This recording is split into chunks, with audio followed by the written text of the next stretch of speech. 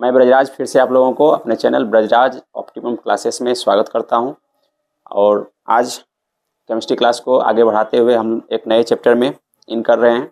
इसका टाइटल है कार्बन एवं उसके यौगिक। ठीक है, इसमें हम लोग कार्बन के बारे में डिटेल से पढ़ेंगे और स्पेशली कार्बन हमेशा कोवैलेंट बॉन्ड ही क्यों बनाता है इसको देखेंगे। उसके बाद कोवैलेंट बॉन्ड कितने प्रकार के होते हैं उसको पढ़ेंगे। फिर इसके जो अपर रूप होते हैं जैसे कि हीरा, ग्रेफाइट, है ना, इसके बारे में हम लोग देखेंगे। फिर हम लोग इसमें देखेंगे इसका जो वर्सेटाइल नेचर होता है कार्बन का, उसके बारे में पढ़ेंगे डिटेल से। ठीक है, फिर इसमें हम लोग डिटर्जेंट के बारे में पढ़ेंगे, सोप के बारे में पढ़ेंगे। ठीक है, तो एथेनॉल के बारे में पढ़ेंगे, एथेनिक एसिड के बारे में पढ़ेंगे। तो चलिए चैप्टर को स्टार्ट करते हैं। ठीक है, सबसे पहले ये जानने की जरूरत है कार्बन मेटल है या नॉन मेटल है। ठीक, देखिए कार्बन का एटॉमिक नंबर कितना होता है। कार्बन का एटॉमिक नंबर 6। तो इसमें वैलेंस शेल अगर हम कहेंगे तो इसका कितना 4। ठीक, तो इसमें एक क्वेश्चन बहुत वीवीआई होता है कि कार्बन हमेशा कोवैलेंट बॉन्ड ही क्यों बनाता है। ठीक है, हाँ, मैंने अभी थोड़ी देर पहले पूछा कि कार्बन मेटल है या नॉन मेटल है। तो प्रीवियस क्लास यदि आप लोग मेरा देख रहे होंगे तो मेटल और नॉन मेटल को पहचानने का बहुत ही बेसिक तरीका मैंने बताया था कि मेटल जो होते हैं वो इलेक्ट्रॉन गिविंग नेचर होते हैं। ठीक है, इलेक्ट्रॉन गिविंग नेचर होते हैं मेटल, और नॉन मेटल जो होते हैं वो इलेक्ट्रॉन टेकिंग नेचर होते हैं। ठीक है, तो इसमें अब हमको देखना है कार्बन मेटल है या नॉन मेटल है। तो जरा सोचिए, इसके वैलेंस शेल में कितने इलेक्ट्रॉन, 4। तो इसको चाहिए कितना, ऑक्टेट रूल पूरा करने के लिए 4 और इलेक्ट्रॉन की जरूरत है। ठीक है, यानी जब इसको जरूरत है तो ऑटोमेटिक है कि ये नॉन मेटल की श्रेणी में आएंगे। ठीक, यानी मैं कह रहा हूं कि इसके वैलेंस शेल में 4 इलेक्ट्रॉन है, तो इसको ऑक्टेट रूल पूरा करने के लिए इसको 4 इलेक्ट्रॉन की और जरूरत होगी ना। और जब मैंने अभी तुरंत बताया कि टेकिंग नेचर जो हाँ होता है तो वो नॉन मेटल होता है। ठीक है, तो हम लोग कार्बन को नॉन मेटल की श्रेणी में रखेंगे और इसके बारे में हम लोग डिटेल से अभी पढ़ेंगे। चलिए देखते हैं। मैं कह रहा हूं कार्बन हमेशा कोवैलेंट बॉन्ड ही क्यों बनाता है। ठीक है, ये क्वेश्चन उस बहुत ही अच्छे तरीके से समझना है। देखिए, कार्बन अभी इसके वैलेंस शेल में, है ना, वैलेंस शेल में कितने इलेक्ट्रॉन, 4 इलेक्ट्रॉन। तो अब इसको 4 इलेक्ट्रॉन चाहिए। 4 इलेक्ट्रॉन अगर ये लेता है तो इसको बहुत एनर्जी की जरूरत पड़ेगी, है ना, या चाहे किसी को देता है उसमें भी उसको एनर्जी की जरूरत पड़ेगी। ठीक, तो इसका ना तो डुप्लेट रूल मतलब पूरा होगा, ना तो ऑक्टेट रूल पूरा होगा, इसीलिए ये कोवैलेंट बॉन्ड बनाता है। इसको डिटेल से समझते हैं। देखिए, जैसे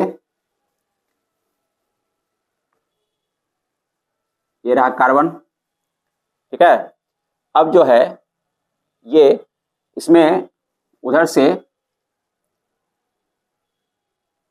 सोडियम जो है, सोडियम में कितना 281, ये कहता है कि तुम्हारे पास यदि मान के चलिए, समझिएगा अच्छे से, ठीक है, कार्बन में इसका ये जो है ये इलेक्ट्रॉनिक कन्फिग्रेशन है, ठीक है।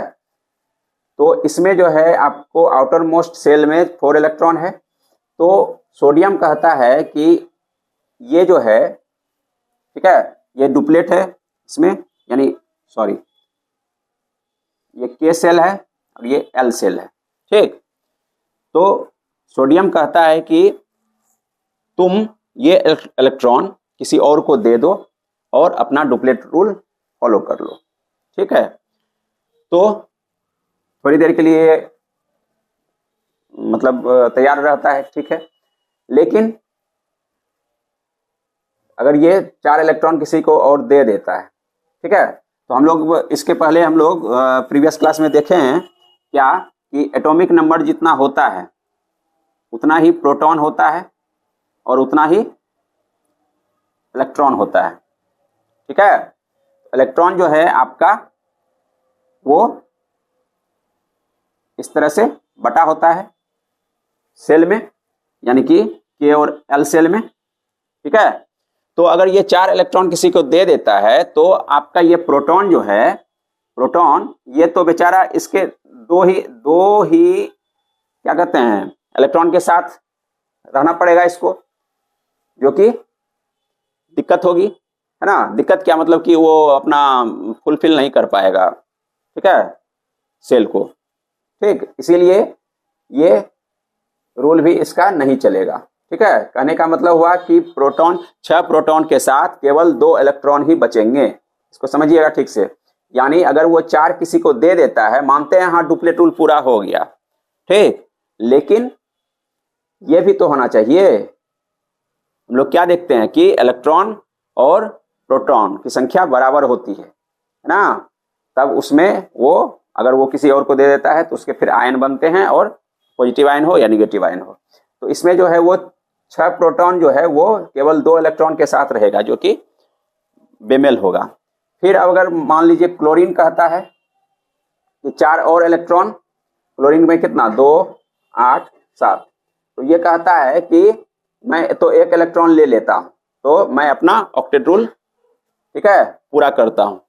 उसी तरह से ये अगर 4 इलेक्ट्रॉन और किसी से लेगा तो इसके और इलेक्ट्रॉन कितने हो जाएंगे, पहले 6 थे, पहले इलेक्ट्रॉन थे 6 और टोटल हो जाएंगे 10, यानी प्रोटॉन जो है इसके प्रोटॉन 6 हैं और इलेक्ट्रॉन हो जाएंगे 10। तो ये भी कितना हो जाएगा, एक तरफ 6 एक तरफ 10, तो ये भी पॉसिबल नहीं है। इसीलिए ये तब क्या करता है कि कोवैलेंट बॉन्ड बनाता है। कोवैलेंट बॉन्ड में क्या होता है कि म्यूचुअल शेयरिंग होती है ना इलेक्ट्रॉन की।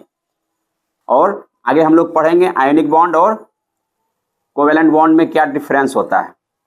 और मैंने आयनिक बॉन्ड पढ़ा दिया है। आयनिक बॉन्ड में इलेक्ट्रॉन का पूरी तरह से ट्रांसफर होता है, जबकि कोवैलेंट बॉन्ड में इलेक्ट्रॉन का म्यूचुअल ट्रांसफर होता है, ठीक है। देखिए अब है एक तरफ कार्बन, यहां रहा कार्बन। उम्मीद करता हूं यहां तक आप लोग समझ गए होंगे, ठीक है। नहीं तो फिर से स्किप करके वीडियो देखिएगा और सब बात समझ में आ जाएगी। देखिए अब ये एक तरफ हाइड्रोजन है, ठीक है, इधर भी हाइड्रोजन है, इधर भी हाइड्रोजन है, इधर भी हाइड्रोजन है। इस तीनों को पहले साइलेंट रखते हैं, ठीक है। मान लीजिए इस तीनों को पहले साइलेंट रखिए। एक हाइड्रोजन के साथ ये कोवैलेंट बॉन्ड बनाएगा, क्यों, क्योंकि हाइड्रोजन भी बेचारा एक इलेक्ट्रॉन इसको चाहिए, ठीक है, तब वो डुप्लेट रूल पूरा करेगा।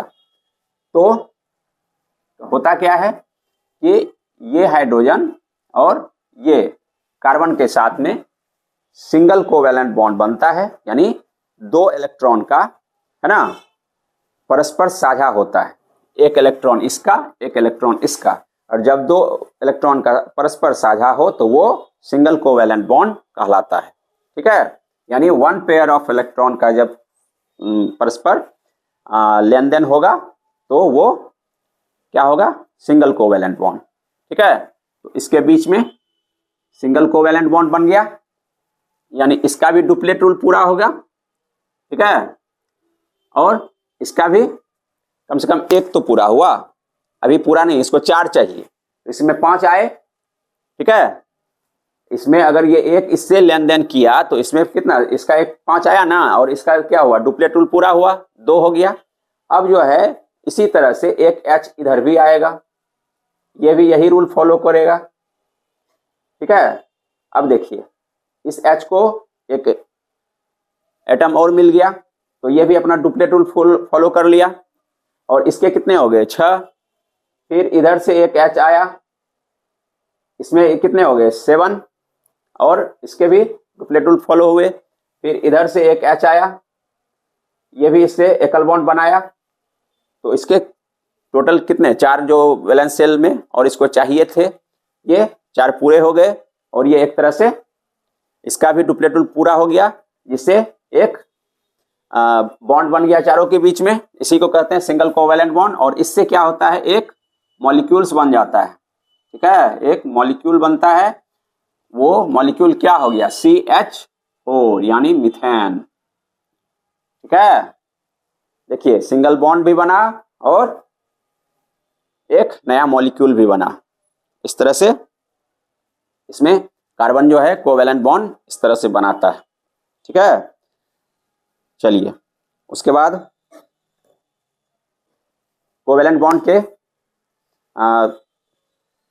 3 टाइप्स होते हैं, single covalent bond, double covalent bond और ट्रिपल कोवेलेंट बॉन्ड।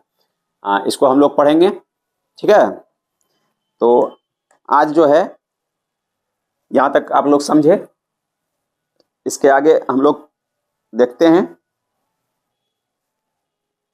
एक मिनट। यहाँ तक समझने में कोई दिक्कत शायद नहीं होगी, क्यों, आखिर कार्बन क्यों कोवेलेंट बॉन्ड बनाता है। ठीक है, ये बहुत बेसिक चीज है, पूछता है। हाँ, एक चीज और, कार्बन को, ठीक है, हाँ, कार्बन को टेट्रावैलेंट क्यों कहते हैं। ठीक, क्यों कहते हैं, क्योंकि ये अपने चारों तरफ जो है इस तरह की संरचना जो बनाती है। ठीक है, ये क्योंकि ये चारों तरफ से एकल बॉन्ड बनाता है, इसीलिए इसको टेट्रावैलेंट बोलते हैं, क्योंकि 4 संयोजी सेल चाहिए इसको पूरा करने के लिए। ठीक है, इसीलिए ये टेट्रावैलेंट कहलाता है। ये भी क्वेश्चन पूछता है, टेट्रावैलेंट, कार्बन जो है वो टेट्रावैलेंट कहलाता है। ठीक है, कार्बन इज ए टेट्रावैलेंट। ठीक, चलिए अब देखिए आयनिक बॉन्ड और कोवेलेंट बॉन्ड में कुछ डिफरेंसेस होते हैं। ठीक है, देखिए कोवेलेंट बॉन्ड आप लोग अभी समझे, और आयनिक बॉन्ड मैंने पढ़ा दिया है, उसको जाकर के देखिएगा, और आज मैं दोनों का डिफरेंस बताता हूं। ठीक, देखिए आयनिक बॉन्ड में क्या होता है, अभी तुरंत मैंने बताया, इलेक्ट्रॉन का जब पूरी तरह से ट्रांसफॉर्मेशन हो जाए तो उसको आयनिक बॉन्ड कहते हैं। ठीक है, जैसे एग्जांपल देखिए NaCl है ना, इसमें क्या होता है। ठीक है,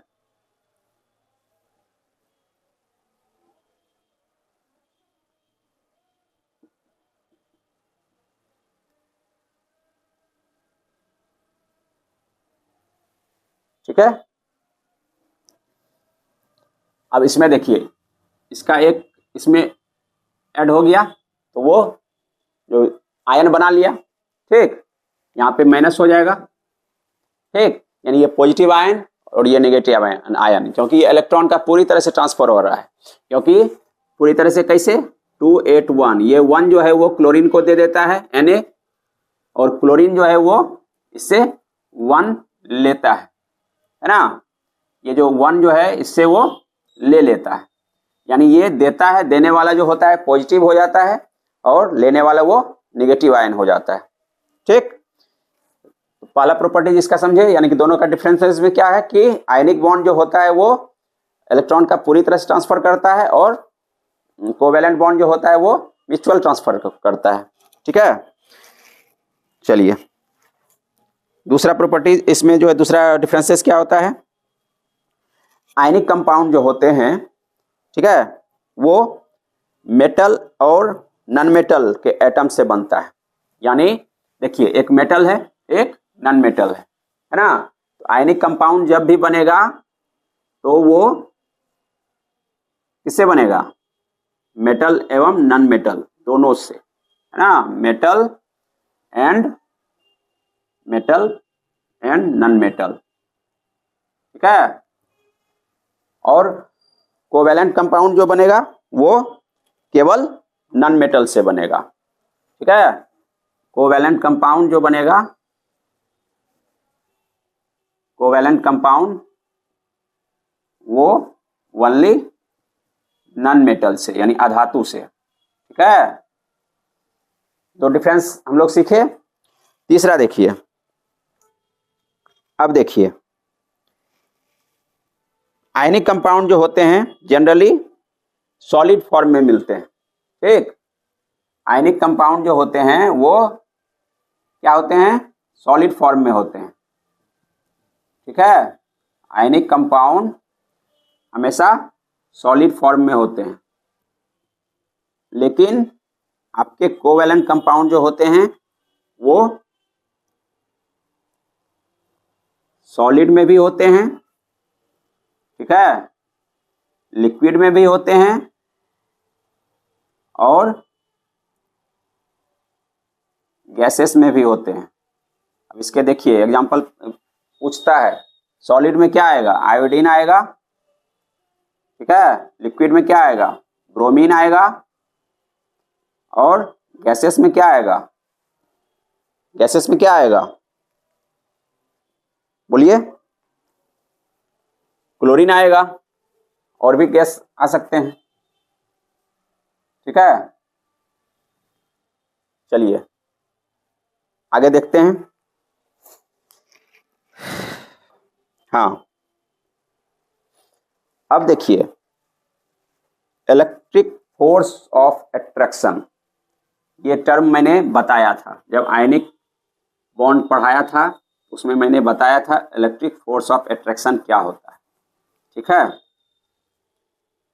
अभी तुरंत मैंने बताया कि आयनिक बॉन्ड के जो कंपाउंड होते हैं वो जनरली सॉलिड फेज में पाए जाते हैं। ठीक, सॉलिड फेज में पाने का वजह क्या है कि उसके बीच में जो होते हैं, ठीक है, आयनिक कंपाउंड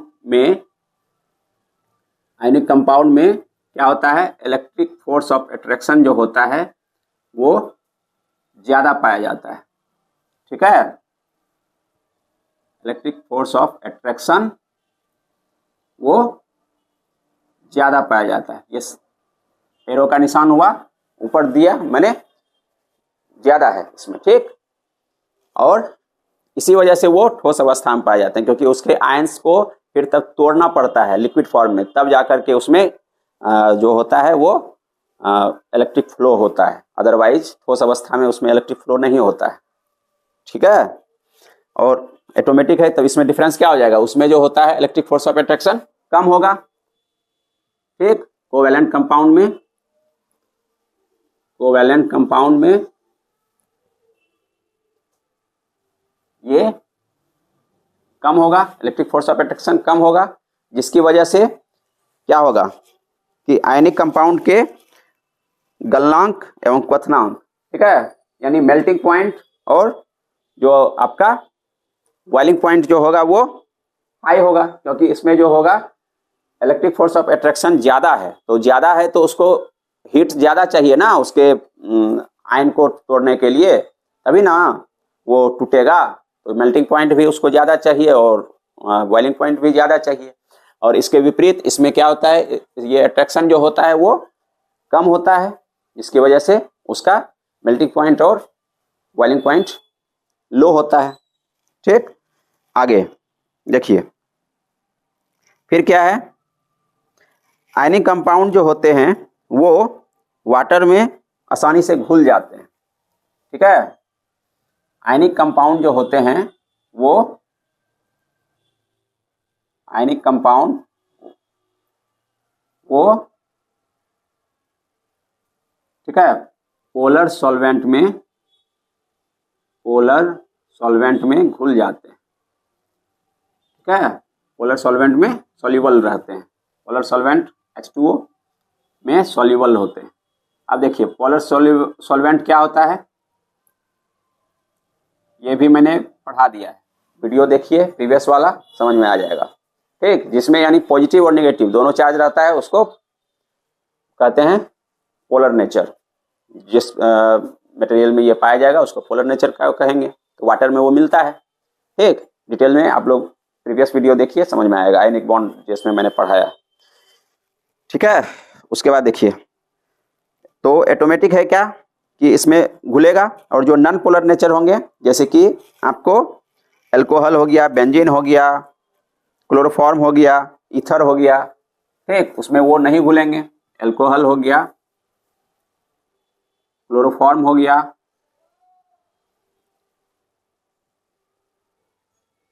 ईथर हो गया, इस सब में जो है ये नॉन सोल्यूबल होगा। ठीक है, इसके विपरीत कोवैलेंट कंपाउंड जो होंगे वो क्या होंगे, वो नॉन पोलर सॉल्वेंट में। ठीक है, ये हो गया नॉन पोलर। ठीक, नॉन पोलर सॉल्वेंट में सॉल्युबल होगा,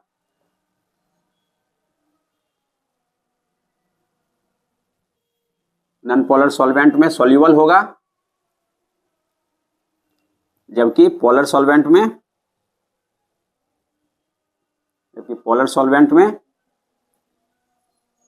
नॉन सॉल्युबल होगा। अब देखिए क्यों होगा, इसको समझिए। क्योंकि इसका जो नेचर होता है वो नॉन पोलर होता है। ठीक है, क्योंकि क्यों होता है नॉन पोलर, तो शुरू में ही मैंने बताया, क्योंकि इसमें इलेक्ट्रॉन का म्यूचुअल ट्रांसफर होता है, आयन बनते ही नहीं है। जब आयन नहीं बनेंगे तो ऑटोमेटिक है कि उसमें ना तो पॉजिटिव चार्ज होगा ना नेगेटिव चार्ज होगा, तो ऑटोमेटिक है कि वो पोलर सॉल्वेंट में नॉन सॉल्युबल होगा। ठीक है, इसी तरह दिमाग लगा करके इसको समझना पड़ेगा। केमिस्ट्री में यही होता है, दिमाग थोड़ा एक्टिव रखना पड़ेगा। ठीक है, अब देखिए, हाँ, अगला डिफरेंस यही है जो मैंने अभी तुरंत बताया कि जब आयन ही नहीं बनेंगे तो ऑटोमेटिक है कि उसमें इलेक्ट्रॉन का कंडक्शन नहीं होगा, है ना। फिर है आयनिक कंपाउंड जो होता है वो बहुत तेजी से अभिक्रिया करते हैं। ऑटोमेटिक है कि जब उसमें आयन बनेंगे तो अभिक्रिया तेजी से होगी, और कोवैलेंट कंपाउंड जो होते हैं वो धीमे धीमे होगा क्योंकि आयन ही नहीं है। ठीक है, चलिए इस तरह से हम लोग इसको देखें। ठीक, आगे हम लोग पढ़ेंगे नेक्स्ट क्लास में। ठीक है, कार्बन के अपर रूप। ठीक, यानी आपको एलोट्रोपिक फॉर्म्स ऑफ कार्बन, यानी हीरा का गुण क्या होता है, हीरा की संरचना क्या होती है, ग्रेफाइट की। जैसे देखिए, अब एक क्वेश्चन मैं छोड़ के जा रहा हूं कि ड्राई सेल में, ठीक है, कार्बन के छड़ का यूज किया जाता है, सब कोई जानता है। ठीक, जबकि हम लोग जानते हैं कि कार्बन जो होता है एक नॉन मेटल है। ठीक है, तो नॉन मेटल का छड़, उसमें इलेक्ट्रिक करंट कैसे फ्लो होगा, जबकि उसमें आयन बनते ही नहीं हैं, फिर भी उसमें कार्बन का छड़ यूज किया जाता है ड्राई सेल में। इस बात को आप लोग शायद जानते ही होंगे कि ड्राई सेल में कार्बन सेल का यूज किया जाता है ना, कार्बन के छड़ का। तो कार्बन के छड़ का यूज किया जाता है, आखिर क्यों? ठीक है, जबकि कार्बन एक जो होता है वो अधातु होता है, उसमें आयन नहीं बनते हैं, अभी मैंने पढ़ाया। और जब आयन नहीं बनते हैं तो ऑटोमेटिक है इलेक्ट्रिक करंट फ्लो उसमें नहीं होगा। तो आखिर कैसे होता है उसको हम लोग नेक्स्ट क्लास में देखेंगे। ठीक है, मिलते हैं नेक्स्ट क्लास में, तब तक के लिए धन्यवाद, जय हिंद।